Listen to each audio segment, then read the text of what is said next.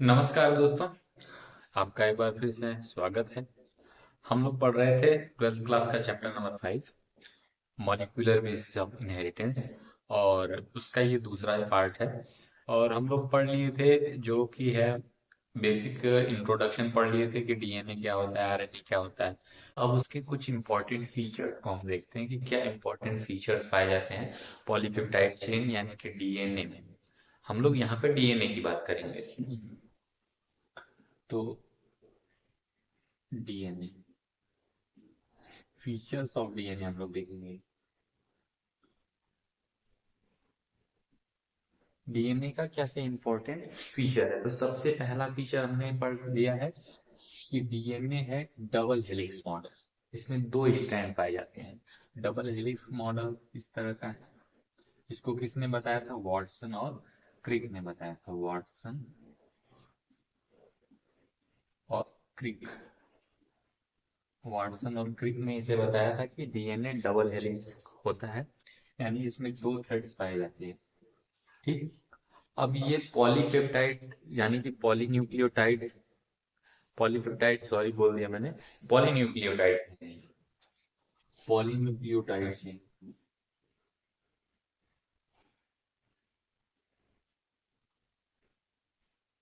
ठीक। Polynucleotide chain, इसमें backbone क्या है?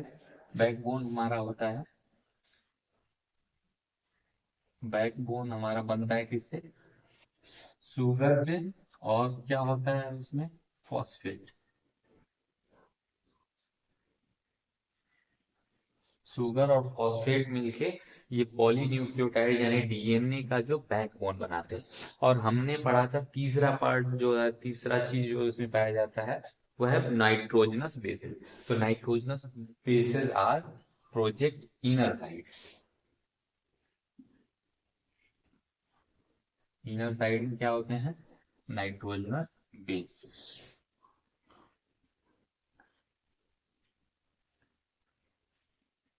नाइट्रोजनस बेसिस हमारे इनर साइड की तरफ प्रोजेक्टेड होते हैं। ये पॉइंट हुआ हमारा। दूसरा पॉइंट क्या होता है कि हमने पढ़ा था कि डीएनए जो हमारा होता है वो डबल स्टैंडर्ड। तो डबल स्टैंडर्ड है तो इसके दोनों स्टैंड जो होते हैं वो एंटी पैरेलल पोलैरिटी होती है। एंटी पैरेलल का मतलब यहाँ पे है एंटी पैरेलल।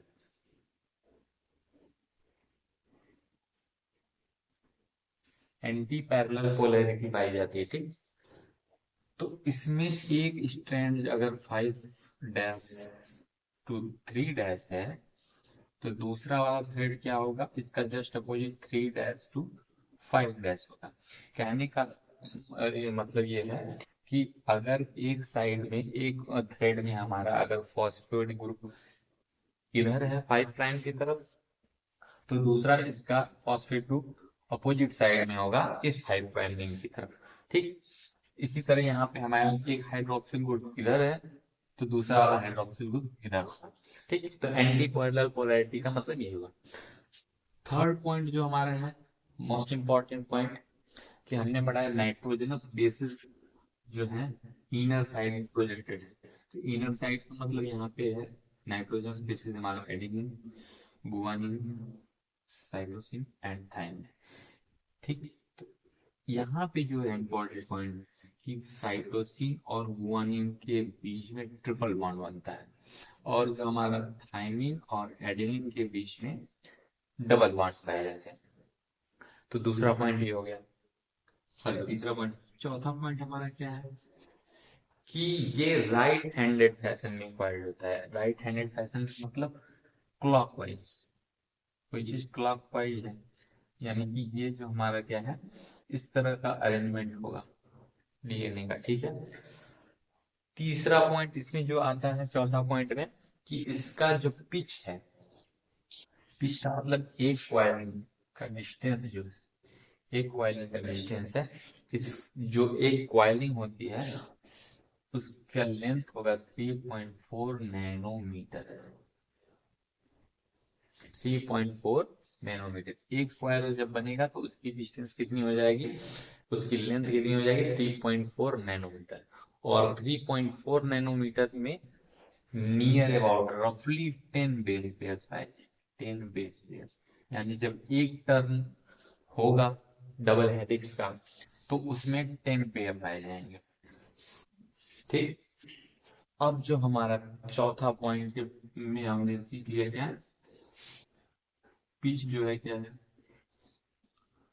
पिच जो हमारी है 3.5 नैनोमीटर। ठीक। इसके साथ right handed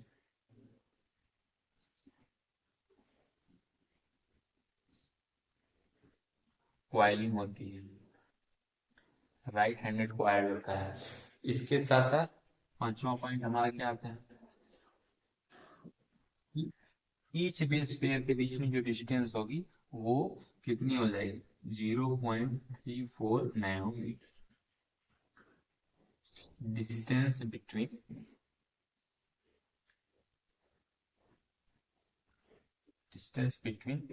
each base pair. तो ये हमारा जो इम्पोर्टेंट फीचर है डीएनए में, वो इम्पोर्टेंट फीचर यहाँ पे है। ठीक।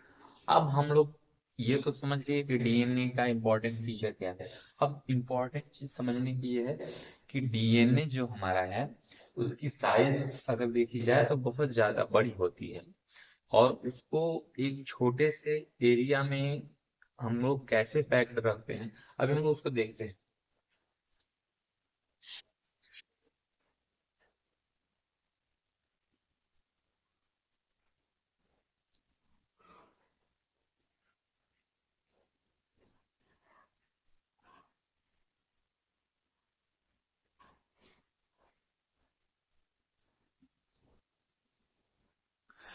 तो डीएनए जो हमारा होता है, रफली जो हमारा जो डीएनए पाया जाता है उसमें जो ह्यूमन बींग्स भी है उसमें 10⁹ बेस पे, 10⁹ 6.6 इंटू 10⁹ बेस पे पाए जाते हैं ह्यूमन बींग में।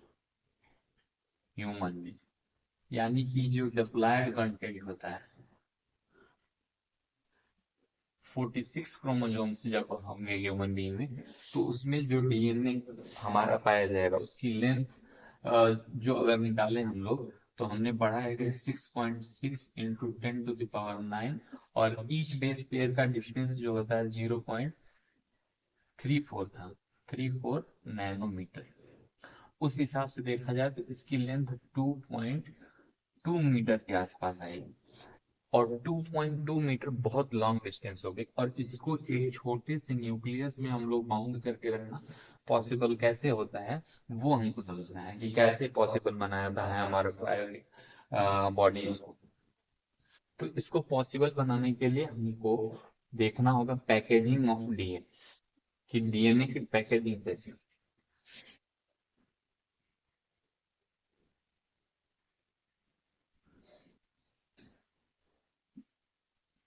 पैकेजिंग ऑफ डीएनए, तो डीएनए की पैकेजिंग जो है उसके लिए हम लोगों के पास दो चीजें होती हैं।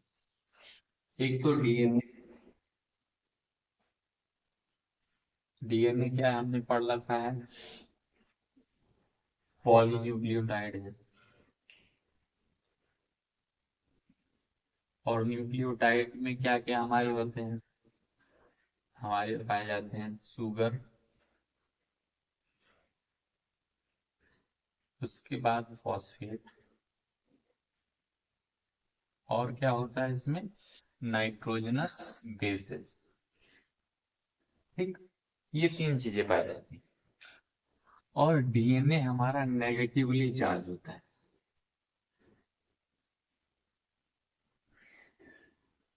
नेगेटिवली चार्ज होता है, और डीएनए नेगेटिवली चार्ज होता है। तो इसी को पैकेज करने के लिए हमारी बॉडीज यानी हमारे सेल्स में जो है कुछ प्रोटीन पाए जाते हैं, प्रोटीन्स जिनके ऊपर पॉजिटिव चार्ज होता है, और उसको बोलते हैं stone. Stone are the protein which help in packaging of DNA. तो डीएनए की पैकेजिंग इन हिस्टोन प्रोटीन के हेल्प से होती है। तो ये हिस्टोन प्रोटीन जो है अपने चेन में जिनसे बनते हैं उसमें पॉजिटिव चार्ज रखते हैं। जैसे प्रोटीन्स बनते हैं अमाइनो एसिड्स, तो अमाइनो एसिड रेसिड्यू जो चेन इनकी होगी उसमें ये पॉजिटिव चार्ज होगा। अमाइनो एसिड जैसे कि हमारा एग्जांपल जो पॉजिटिव चार्ज प्रोटीन है उसमें ज्यादातर पाया जाता है हमारा लाइसिन। ठीक, ज्यादातर उसमें क्या पाया जाएगा, लाइसिन पाया जाता है और आर्जिनिन पाया जाता है। तो लाइसिन और आर्जिनिन जो प्रोटीन पाए जाते हैं उसकी वजह से जो हमारा है लाइसिन एंड आर्जिनिन, लाइसिन जो एंड आर्जिनिन जो है उसकी वजह से जो हमारा है इसमें पॉजिटिव चार्ज पाया जाता है। तो हम लोगों को लाइसिन और आर्जिनिन के बारे में समझना पड़ेगा क्या है, क्यों उसमें पॉजिटिव चार्जिंग होती है। ठीक, तो ये चीज है।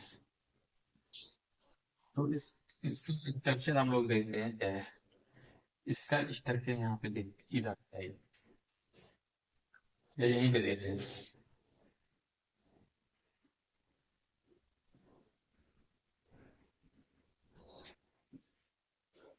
लाइसिन, अमाइनो एसिड का बेसिक स्ट्रक्चर क्या होता है, यहाँ पे होता है NH2 CH C OH और यहाँ पे R होता है। R के जगह पे कोई एक ग्रुप हो सकता है और इसी के अबाउट हमारा फीचर, इसका अमाइनो एसिड का अलग अलग फीचर चेंज होते रहता है। तो यहाँ पे R के जगह में लाइसिन जब होता है तो यहाँ पे हो जाता है हमारा NH, ये हमारा हो गया लाइसिन। अब यहाँ पे बैलेंस था, एक एसिडिक ग्रुप एक बेसिक ग्रुप। एक्स्ट्रा NH2 के आ जाने की वजह से लाइसिन जो हो जाता है वो बेसिक हो जाता है, बेसिक इन नेचर। और बेसिक इन नेचर होने के कारण जो होता है ये हमारा हो जाता है पॉजिटिवली चार्ज। ठीक, पॉजिटिवली चार्ज आता है। तब डी जो हमारा प्रोटीन होगा, प्रोटीन जिन प्रोटीन में ये लाइसिन पाया जाए वो पॉजिटिवली चार्ज है। ऐसे ही सिमिलरली जब हम देखते हैं आर्जिनिन की बात करते हैं तो आर्जिनिन में हमारा क्या हो जाता है कि यहाँ पे CH4 की जगह CH3 हो जाता है और यहाँ पे हमारा क्या हो जाता है, यहाँ पे ये हो जाता है हमारा। ठीक, तो ये यहाँ पे ये हो जाता है और यहाँ पे NH हो जाता है। तो CH3 NH C double bond NH NH2, तो ये N के बढ़ जाने से ये बेसिक हो जाएगा और बेसिक होने की वजह से पॉजिटिवली चार्ज हो जाएगा और इसलिए ये जो प्रोटीन जिन हिस्टोन प्रोटीन्स में पाया जाएगा वो प्रोटीन्स पॉजिटिवली चार्ज होंगे। तो उससे होगा कि हम समझते हैं जो हमारा मान लीजिए हिस्टोन प्रोटीन है इसके ऊपर पॉजिटिव चार्ज है और हमारा जो DNA इसके ऊपर इसकी रैपिंग होगी, रैपिंग, और DNA हमारा नेगेटिवली चार्ज। तो हम लोग जानते हैं वेरी इजी है कंसेप्ट कि पॉजिटिव और नेगेटिव चार्ज के बीच में अट्रैक्शन होता है और ये जो हमारा DNA इसके ऊपर रैप हो जाता है। ठीक है, तो ये रीजन है जो कि DNA और पॉजिटिव के बीच हिस्टोन प्रोटीन के बीच में अट्रैक्शन। हिस्टोन प्रोटीन जो है 8 प्रोटीन से बनके हिस्टोन ऑक्टामर बनाता है, हिस्टोन ऑक्टामर। हिस्टोन के 8 प्रोटीन मिलके हिस्टोन ऑक्टामर बना देते हैं और उसके ऊपर DNA रैप होता है। ठीक है, तो इस तरह का स्ट्रक्चर बोला जाता है न्यूक्लियोसोम, न्यूक्लियोसोम। न्यूक्लियोसोम क्या है, DNA wrapped on histone octamer और such type of structure is known as nucleosome.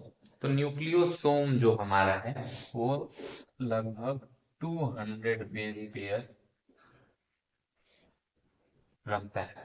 200 base pair, ये जो न्यूक्लियोसोम बना है इसमें 200 बेस पेयर पाए जाते हैं। तो इस तरह के न्यूक्लियोसोम बहुत सारे होते हैं और ये पैक करते हैं हमारे DNA को कहाँ पे, न्यूक्लियस।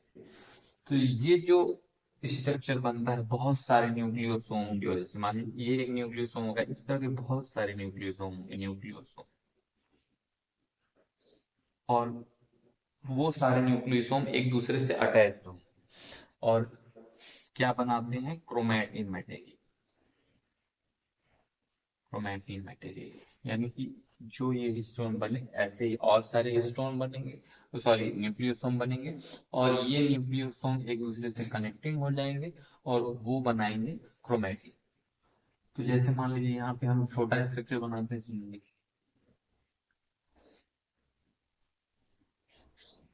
ये मान लीजिए कि कोई है, यहाँ पे कोई, यहाँ पे कोई एक न्यूक्लियोसोम है, इसके ऊपर डीएनए ऐसे है, फिर यहाँ पे ऐसे है, फिर यहाँ पे ऐसे है, इस तरह से, ठीक। तो ये हो गया हमारे एक न्यूक्लियोसोम, दूसरा न्यूक्लियोसोम, तीसरा न्यूक्लियोसोम, और ये सब मिलके क्या कहलाएंगे, chromatin. Chromatin material, chromatin material, ठीक। तो ये जो क्रोमैटिन मटेरियल है, जब हम लोग डीएनए को देखते हैं माइक्रोस्कोप के अंदर, न्यूक्लियस में देखते हैं, तो उसमें दिखता है एकदम बीट्स ऑफ स्ट्रिंग की तरह।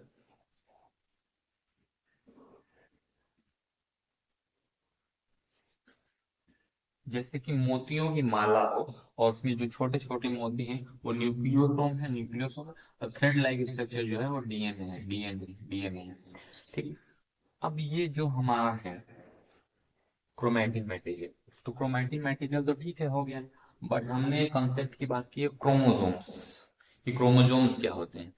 तो यहाँ पे तो हिस्टोन ऑक्टामर की वजह से न्यूक्लियोसोम और न्यूक्लियोसोम जुड़ जुड़ के क्रोमैटिन मैट्रिक्स बना। बट जब हमको बनाना होता है क्रोमोसोम्स, तो उसमें फर्दर कंडेंसिंग होती है इन क्रोमैटिन मटेरियल्स की, और वो क्रोमैटिन मटेरियल फर्दर कंडेंस होके फिर क्या बनाते हैं, क्रोमर। तो उसके लिए एक अलग तरह के प्रोटीन्स की जरूरत पड़ती है, और उनको बोलते हैं non histone, non histone chromosomal protein.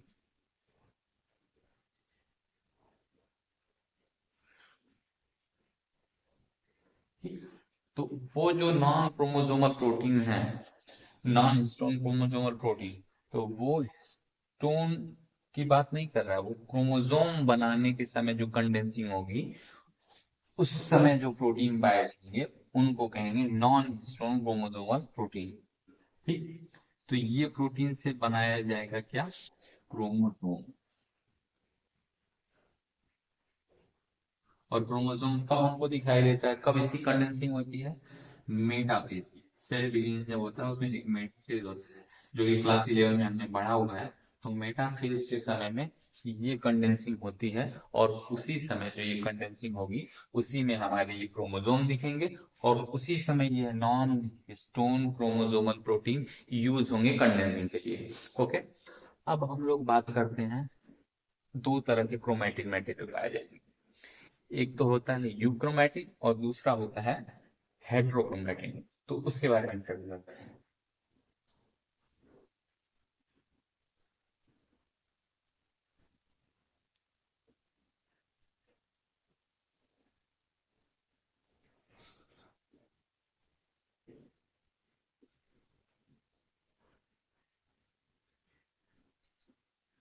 Euchromatin जो हमारा होता है वो लूजली पैक्ड है।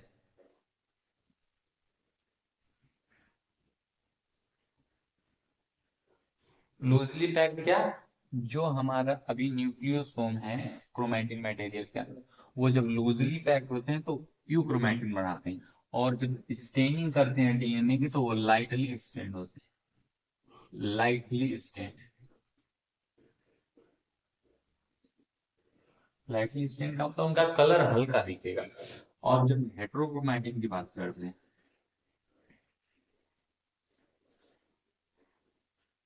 हेट्रोक्रोमैटिन की जब हम बात करते हैं, तो हेट्रोक्रोमैटिन जो होता है, जब हम लोग इसको स्टेन करते हैं, तो ये डार्क कलर का स्टेन आता है, या डेंसली स्टेन्ड आता है,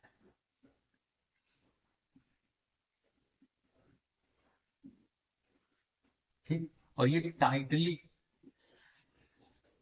टाइटली पैक्ड होते हैं। ये टाइटली पैक्ड न्यूक्लियोसोम होते हैं और इसीलिए ये डेंस स्टेन आता है। और ये जो यूकरमैटिन होता है लूजली पैक होते हैं, इसीलिए ये लाइट स्टेन आता है। ओके, तो ये सारी चीजें इंपॉर्टेंट थी, इसको हम लोग समझ लिए। ठीक, इनका जो इम्पोर्टेंस हमारा है, इसके बाद हम लोग समझते हैं कि पैकेजिंग ऑफ डीएनए तो हो गई।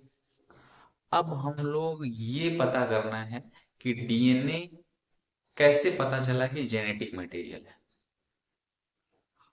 We know that RNA and DNA both are a genetic material, but prefer हम लोग क्यों करते हैं डीएनए को जेनेटिक मटेरियल के रूप में? यानी 99% नेचर में जो है वो डीएनए ही जेनेटिक मटेरियल के रूप में पाया जाता है, और ओनली 1% जो है हमारा वो आरएनए पाया जाता है। ओके, तो ये क्यों ऐसा है और ये कैसे पता चला? तो उसके लिए हमारे जो एक साइंटिस्ट हुआ करते, वो हमारे रिसर्च किए और उनका नाम था फ्रेडरिक ग्रिफ्थ।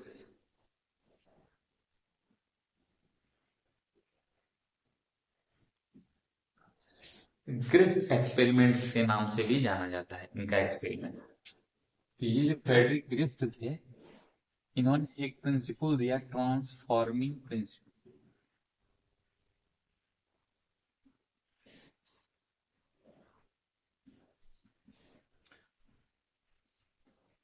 इन्होंने एक ट्रांसफॉर्मिंग प्रिंसिपल दिया जिसमें ये पता चला कि मतलब जब जेनेटिक मटेरियल की खोज हो रही थी तो उसमें इन्होंने ये एक्सपेरिमेंट किया था, और उन्होंने क्या लिया था, निमोनिया के बैक्टीरिया को लिया था और उसका कल्चर किया उन्होंने। इसको कहते हैं स्ट्रेप्टो।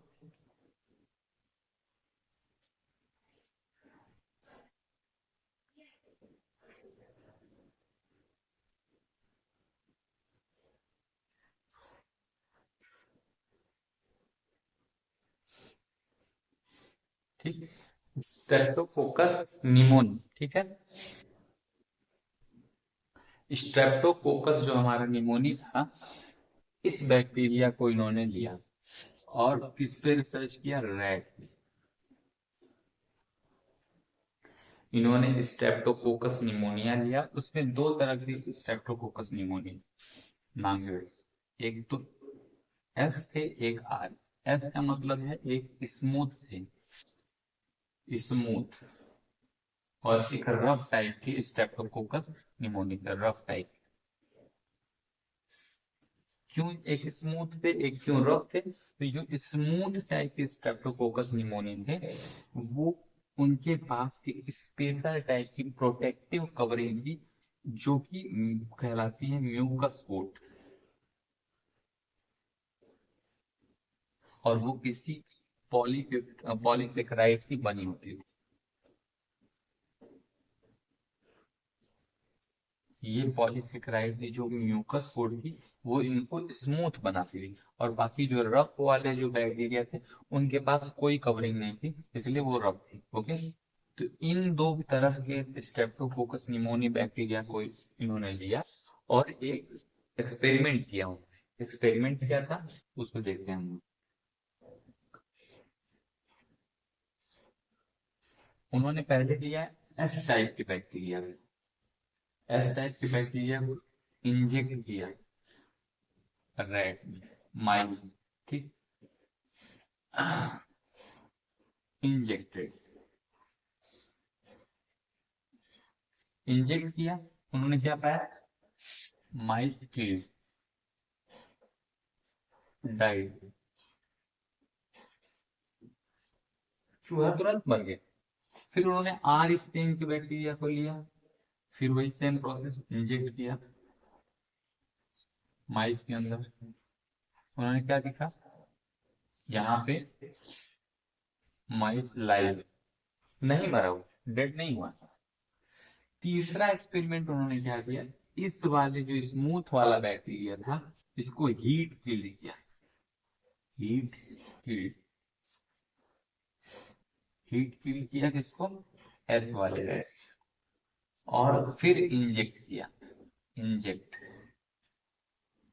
और इंजेक्शन के बाद उन्होंने देखा कि ये जो बैक्टीरिया था वो लाइव, मतलब बैक्टीरिया को उन्होंने हीट करके किल कर दिया और उसके बाद इंजेक्ट किया तो माइस लाइव था। कौन वाले? एस टाइप के स्मूथ टाइप के जो बैक्टीरिया थे। फिर उनके दिमाग में आया तो इन्होंने एक और स्टेप किया, उसके आगे इन्होंने क्या किया, हीट किल्ड एस वाला बैक्टीरिया लिया, हीट किल्ड एस, और प्लस आर वाला जो था वो लाइव लिया और दोनों को इंजेक्ट किया, इंजेक्टेड।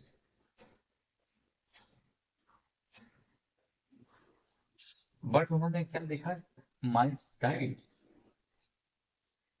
रैट किल हो गया, मर गया।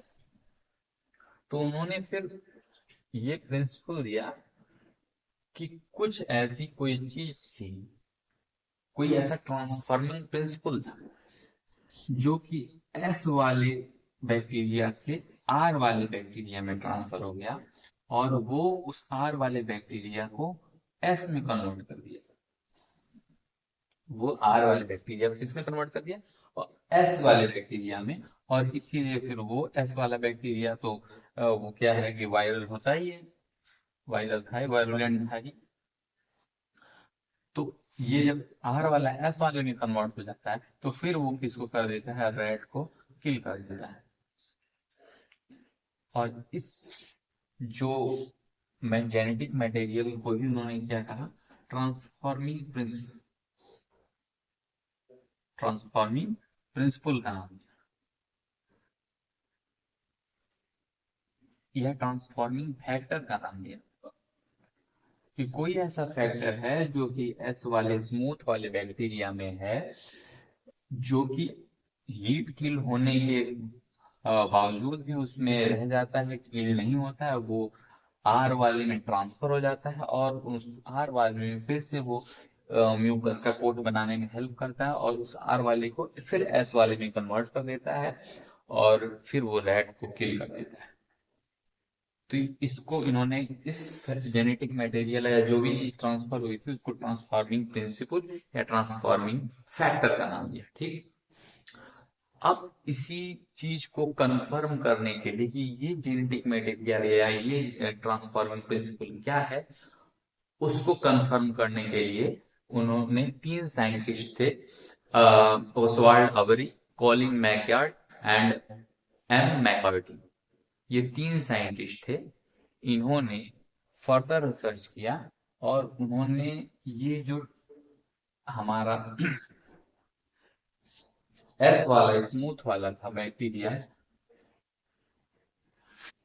इसके अंदर उन्होंने क्या किया, हीट किल्ड जो हीट किल्ड जो एस बैक्टीरिया स्मूथ वाले,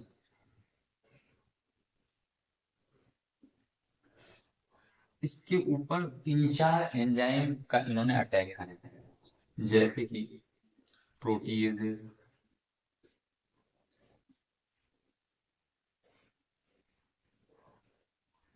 लाइपेज,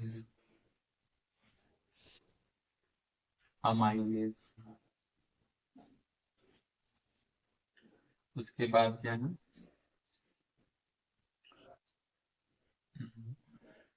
प्रोटीज, लाइपेज, अमाइलेज, ये तीन तरह के बैक्टीरिया का इन्होंने ये एंजाइम्स का यूज किया है। तो आपको पता है प्रोटीज क्या करता है, प्रोटीन को डाइजेस्ट कर देता है, ये प्रोटीन को डाइजेस्ट कर देता है। लाइपेज लिपिड को डाइजेस्ट कर देता है या ऑयल्स को डाइजेस्ट। एमाइलेज क्या है, स्टार्च, पॉलिश, ठीक है, इसको डाइजेस्ट कर देता है। अब क्या है, तो इन तीनों एंजाइम का जब इन्होंने हीट किल्ड ये जो हमारे बैक्टीरिया इनका अटैक कराया तो उसके बाद भी देखा कि ये जो बैक्टीरिया है ये वायरुलेंट है, वो ट्रांसफर कर ले रहा है जेनेटिक मटेरियल। लेकिन जब इन्होंने जो जेनेटिक मटेरियल हमारे हमारे होते हैं उनको खत्म करने के लिए इन्होंने जब यूज किया जो हमारा एंजाइम्स है, जो होता है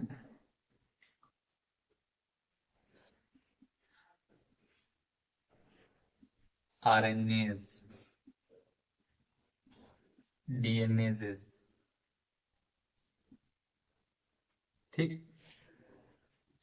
तो ये जो देखा कि ये जब खत्म हो जा रहे हैं, तब इस हीट फील्ड बैक्टीरिया का जो फैक्टर है, जो ट्रांसफॉर्मिंग चीज है, जेनेटिक मटेरियल है, वो वायरुलेंट नहीं रह जाता है। डीएनए और आरएनए जो है, ये एंजाइम्स हैं जो कि हमारे डीएनए को डिग्रेड कर सकते हैं या आरएनए को क्या है, डिग्रेड कर सकते हैं। तो ये जो एंजाइम्स हैं, इनका यूज करने के बाद इनके अंदर हीट फील्ड जो बैक्टीरिया, इनका डीएनए खत्म हो जाएगा या आरएनए खत्म हो जाएगा, और उसके बाद ये वायलेंट नहीं रह जाएंगे। तो उन्होंने बताया कि डीएनए जो है हमारा है जेनेटिक मटेरियल है। ओके, ये तीनों साइंटिस्ट ने कंफर्म कर दिया कि डीएनए ही हमारा जो जेनेटिक मटेरियल है, जो कि ये ट्रांसफर होता है एक जनरेशन से दूसरे जनरेशन, या फिर एक हीट फील्ड से आर वाला जो लाइव हमारा है रफ स्ट्रेप्टोकोकस निमोनिया है, उसमें ट्रांसफर होता है। अब इसी चीज को फर्दर कंफर्म करने के लिए एक और एक्सपेरिमेंट हर्सी और चेज नाम के दो साइंटिस्ट ने एक और एक्सपेरिमेंट किया कि क्या डीएनए जेनेटिक मटेरियल है या प्रोटीन है या आरएनए है, क्या जेनेटिक मटेरियल, उसको फर्दर कंफर्म करने के लिए एक और एक्सपेरिमेंट किया है। और उस एक्सपेरिमेंट में उन्होंने क्या किया, दो तरह के बैक्टीरिया फेज जो थे बैक्टीरियो, दो तरह के बैक्टीरियो फेज इन्होंने ग्रो किए, इनकी कॉलोनीज ग्रो हुई, ठीक है। बैक्टीरियो फेज क्या होता है, बैक्टीरियो वर्ड है बैक्टीरिया के लिए, और फेज है इनगल्फ करने के लिए या अटैक करने के लिए। तो ये बैक्टीरियो फेज क्या है, एक तरह के वायरस जो बैक्टीरिया को किल करते हैं, जो बैक्टीरिया को अटैक करते हैं, ठीक है। तो इन्होंने क्या किया, बैक्टीरिया की दो कॉलोनीज ग्रो की, सॉरी, बैक्टीरियोफेज की दो कॉलोनीज ग्रो की। उसमें एक में इन्होंने रेडियो एक्टिव सल्फर लिया, रेडियो एक्टिव सल्फर, और दूसरे वाले में इन्होंने क्या लिया, रेडियो एक्टिव नाइट्रोजन लिया, ठीक। यहाँ पे N15 लिया, और यहाँ पे क्या ले लिया, S35। तो इन्होंने क्या किया, रेडियो एक्टिव जो प्रोटीन लिया, और जो रेडियो एक्टिव हमारा नाइट्रोजन है, सल्फर और नाइट्रोजन जो हमारा रेडियो एक्टिव है, यहाँ पे भी बैक्टीरियो फेज को ग्रो किया, यहाँ पे भी बैक्टीरियो फेज को ग्रो, और दोनों को ग्रो करने के बाद इन्होंने बैक्टीरिया पे अटैक कराया, इन्होंने बैक्टीरिया पे अटैक किया।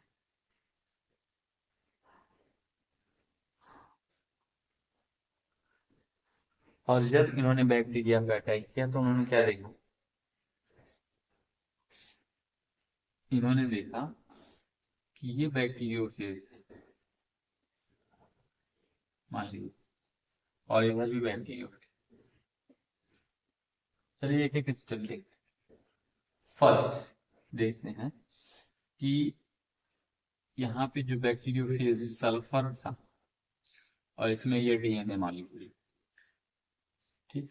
यहाँ पे बैक्टीरिया से इस पे जब इन्होंने अटैक कराया, तो उन्होंने क्या देखा, जो हमारा सेंट्रीफ्यूगेशन के बाद बैक्टीरिया मिल रहा है वो रेडियो एक्टिव नहीं है,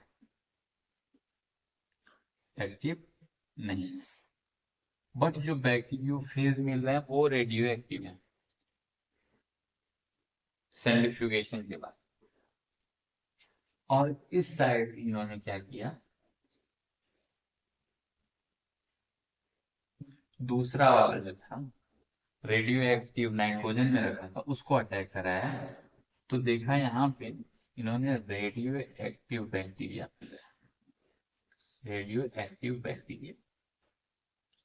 और जो हमारा ये सेंट्रीफ्यूगेशन के बाद हमारा जो है ये मिल रहे हैं वायरस मॉलिक्यूल, ये क्या है, नॉर्मल है, ये नॉर्मल है। यहाँ पे ये क्या है, रेडियो एक्टिव। यहाँ यहाँ पे ये क्या है, नॉर्मल। सेंट्रीफ्यूगेशन के बाद फर्स्ट वाले में जिसमें हमने सल्फर रेडियो एक्टिव लिया है, यहाँ पे नाइट्रोजन रेडियो एक्टिव। तो सल्फर जो रेडियो एक्टिव है वो हमारा, जब हम उस तरह के बैक्टीरियोफाज से अटैक कराते हैं तो वहां पे सेंट्रीफ्यूगेशन के बाद जो हमारा बैक्टीरिया सेल मिलता है वो नॉर्मल मिलता है, और जो बैक्टीरियोफेज मिलता है वो हमारा मिलता है रेडियो एक्टिव। यहाँ पे जब नाइट्रोजन में जो ग्रो किए हैं उसको हम लोग जब सेंट्रीफिकेशन कराते हैं तो उसके बाद देखते हैं बैक्टीरियल सेल रेडियो एक्टिव है और ये नॉर्मल है। तो इससे उन्होंने प्रूव किया कि जो नाइट्रोजन है वो हमारा डीएनए का कंटेंट है, और डीएनए ट्रांसफर होता है, इसीलिए ये वाला बैक्टीरिया रेडियो एक्टिव मिल रहा है। और जो सल्फर है वो प्रोटीन का कंटेंट है, और प्रोटीन का कंटेंट है वो ट्रांसफर नहीं होता है, इसीलिए बैक्टीरिया फेज जो है, बैक्टीरियोफेज फर्स्ट स्टेप में जो मिल रहा है वो रेडियो एक्टिव मिल रहा है। ये जो बैक्टीरियोफेज की कोट होती है ये प्रोटीन की बनी होती है, ये जो कोट होती है ये प्रोटीन की बनी होती है। तो जब सेंट्रीफ्यूगेशन हो जाता है तो उसके बाद ये कोट रह जाती है, और जो डीएनए है वो इंटर कर जाता है। अगर फर्स्ट पेज में डीएनए इंटर कर जाए तो यहाँ पे जो हमारा क्या है, नॉर्मल है। तो यहाँ पे नॉर्मल मिला क्योंकि यहाँ पे सल्फर जो है प्रोटीन के साथ है, तो प्रोटीन बाहर है तो वो मिल गया। तो ये हर्सी और चेस के एक्सपेरिमेंट से ये पता चला, फर्दर कंफर्म हो गया कि DNA is a genetic material, ये क्लियर हो गया। अब हम लोग बात करते हैं रेप्लिकेशन। इससे पहले हम सेंट्रल डोगमा देखते हैं कि सेंट्रल डोगमा क्या होता है।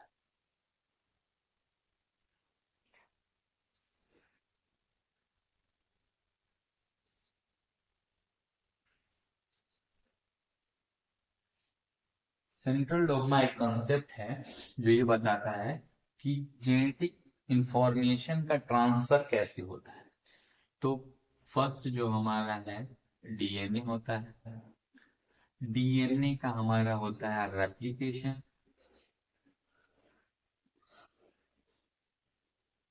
फिर वो रेप्लिकेशन के बाद होता है ट्रांसक्रिप्शन और बनता है आरएनए।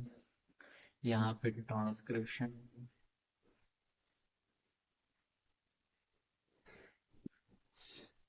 फिर यहाँ पे होता है प्रोटीन फॉर्मेशन, और प्रोटीन फॉर्मेशन कैसे होता है, ट्रांसलेशन से।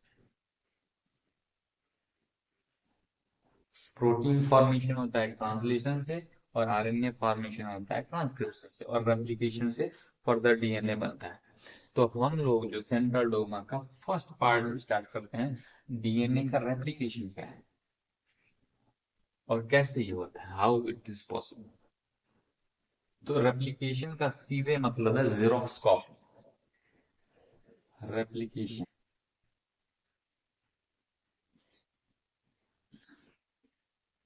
रेप्लिकेशन में क्या होता है, एक डीएनए से दो डीएनए से कॉपी बनती है, two copies.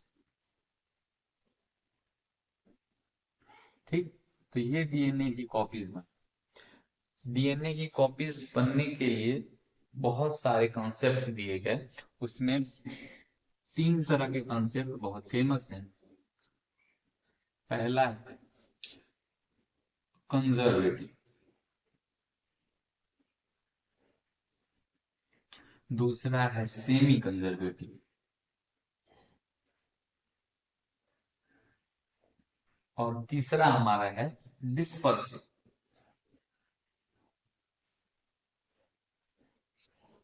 Conservative, semi conservative and dispersive. ठीक है, एक मिनट। तो कंजर्वेटिव जो हमारा है उसमें जो हमारा साइंटिस्ट ने बताया कि जो हमारा डीएनए है वो डीएनए एक नई कॉपी बनाता है, और वो जो नई कॉपी है वो फुली न्यू होती है, उसमें ओल्ड यानी कि पेरेंटल डीएनए का कोई पार्ट नहीं पाया जाता। ठीक। सेमी कंजर्वेटिव जो होता है, उसमें साइंटिस्ट ने बताया कि हाफ कॉपी ऑफ डीएनए जो रहती है वो न्यू होती है, और हाफ कॉपी जो ओल्ड होती है उससे बनता है। और डिस्पर्सिव जो हमारा ये होता है कॉन्सेप्ट, उसमें इन्होंने बताया कि जितनी भी न्यू कॉपीज बनेंगी वो फ्रेगमेंट्स के रूप में ओल्ड कॉपीज के साथ अटैच है, जैसे कि ये दिखते हैं कंजर्वेटिव। जैसे ये एक डीएनए था ओल्ड, इससे एक न्यू कॉपी बनी, तो वो न्यू कॉपी जो हमारी बनेगी वो फुल्ली, मान लीजिए इसको हम इस न्यू कॉपी को स्ट्रेट बनाते हैं, तो मान लीजिए ये स्ट्रेट थोड़ा है। ठीक, तो ये फुल्ली न्यू है। इसमें पेरेंटल जो डीएनए थ्रेड्स हैं या डीएनए का जो एक पॉलीपेप्टाइड है, पॉलीन्यूक्लियोटाइड चेन है, वही रहेगी।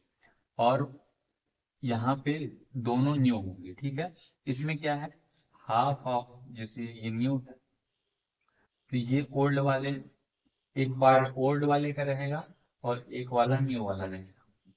सेमी मतलब हाफ, और कंजर्वेटिव मतलब फुल्ली कंजर्व।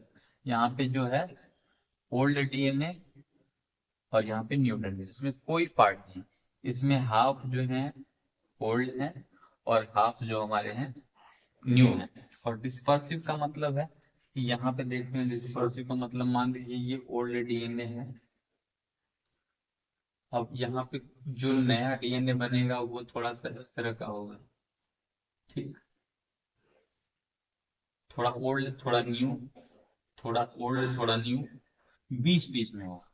ठीक, दो डीएनए की कॉपी बनेगी, थोड़ा ओल्ड थोड़ा न्यू, उसमें अटैच होंगे एक ही में। यहाँ पे क्या होगा, पूरा न्यू है, यहाँ पे हाफ न्यू है और हाफ क्या है, ओल्ड डीएनए है, या पेरेंटल डीएनए बोल सकते हैं। तो ये डिस्पर्सिव मतलब डिस्पर्स है, डीएनए जो बने हैं उसमें ओल्ड और न्यू मिक्स्ड है। सेमी कंजर्वेटिव मतलब एक थ्रेड जो है न्यू और एक जो है ओल्ड, और कंजर्वेटिव मतलब जो है एक ओल्ड डीएनए एक न्यू डीएनए। तो ये हमारा रेप्लिकेशन का इन्होंने तीन साइंटिस्ट ने कंसेप्ट दिया। लेकिन ये दो जो कंसेप्ट थे ये फेल्ड हो गए, वो हम लोग आगे वाली वीडियोस में देखेंगे। आज के लिए इतना है। Thank you.